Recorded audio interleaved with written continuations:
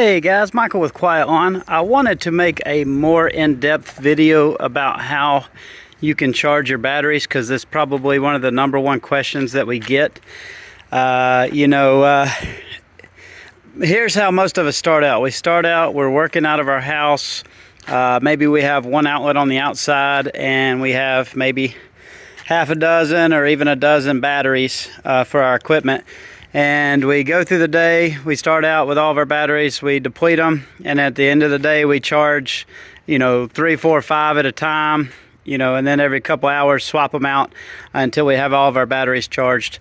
That works well until, you start having employees or you start having a shop or some other space and you're not able to go there every couple hours and charge your batteries, or you just don't want to fool with the hassle of that. So what we do, let's say you have a shop and you don't have an unlimited number of breakers, of different circuits that you can use to charge all of your batteries simultaneously. What we figured out a few years ago is that if we just had one 15 amp circuit or 20 amp circuit and we used timers, we could use those timers and have them go off in sequence every couple of hours and basically use one circuit to charge, a couple dozen batteries if needed, maybe even more. And what we did was we would have, this is just an example, or just a little something I had at the shop. I want to show you kind of what we did, but we would have our power strips and then we would plug timers into those power strips, various ones. We'd have these indoor timers like this, timers like this. We've basically tried every type of timer that you can imagine, and we would have these going on. So let's say we got back to the shop at 5 o'clock. The first timer would come on at 6 and it would have maybe 4 or 5 battery chargers plugged into it, and those batteries would charge. And then at 8 o'clock, the next timer would come on and it would charge 4 more batteries. And then 2 or 3 more hours, depending on the type of charger and the type of batteries, you could charge 4 or 5 more batteries, and so on and so on. So by doing that, you're able to charge, like I said, a couple dozen or more batteries with one single circuit. The problem is these timers wear out and they're not dependable. So, and I've bought expensive ones. I've bought ones that are supposed to be, they're supposed to handle a lot more amperage, and every one of them has failed, either within a short period of time or within a few months.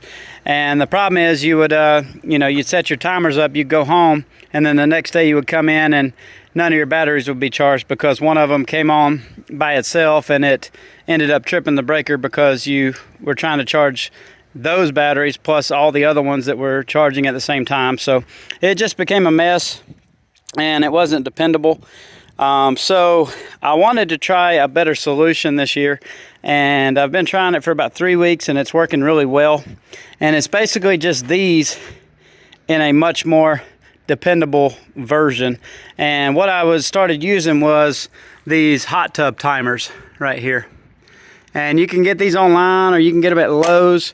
These are outdoor versions, but they're about $70 each. You can find them online cheaper. But they're basically spa timers, and you can wire these up for 220 or 110. Like I said, these are basically just those, but a much better version that's not going to fail within a short period of time. So how we have this working is we have one power outlet coming in that just plugs in to a regular outlet, and then these things go off in sequence. So this one's coming on set to come on at, I believe, 8 o'clock or 8:30. This one comes on at 10:30, and I've only added 2 because I wanted to experiment and see if it would work, but I'm going to add like 5 more. And you can see that off of one 15 amp circuit, I'll be able to charge roughly 20 to 25 batteries pretty easily. I could fit more, I could do more if I needed to. But this is how we charge. It's a good solution. And I wasn't smart enough to think about it while I was making this. I have this outside at the shop here. But when I do this in the future, I'll actually put these inside the vehicles. So I could have 4 of these inside of the Prius right here and just have that one drop cord coming out. and then everything would be housed within the Prius. And then when I get to the shop and back in, we just have one cord that plugs in at the shop. So like I said, you could actually have these set up in your vehicle. The only difference would be that you would need the digital version of these, because these mechanical ones, which I chose because they're more dependable and less likely to lose their time or fail like a digital one. The only problem with these is if they don't have constant power to them, if they're not always plugged in throughout the day, they're going to lose the time. But with those digital ones, which they have these, you know, it'll be able to keep its time even though the vehicle is not plugged in at the shop. But this is how we do it. This is how we're doing it this year. This is how we'll probably do it in the future. And like I said, it's basically the same idea as this, except a much more dependable, much heavier duty version. I'm not an electrician.